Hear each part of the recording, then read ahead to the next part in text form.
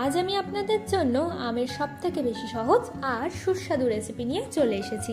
By the way, আমি আপনাদের Trisha and welcome to my channel Trisha's tasty ট্রিটে। আর আজকে আমি বানাচ্ছি আমরাস। তাহলে চলুন শুরু করা যাক। খুব সহজে আমরাস বানানোর জন্য আমি এখানে দুটো পাকা আম নিয়েছি। এবার আম দুটোকে পরিষ্কার করে এর থেকে আমি আমের পাল্পটাকে বার করে নেব। এবার এই আমটাকে আমি একটু মিক্সিতে পেস্ট করে নিচ্ছি। এবার এই আমের মধ্যে আমি 1/4 চামচ মতো দেবো এলাচের গুঁড়ো আর দিচ্ছি স্বাদ মতো নুন। এবার এটাকে আমি খুব ভালো করে মিশিয়ে নেব।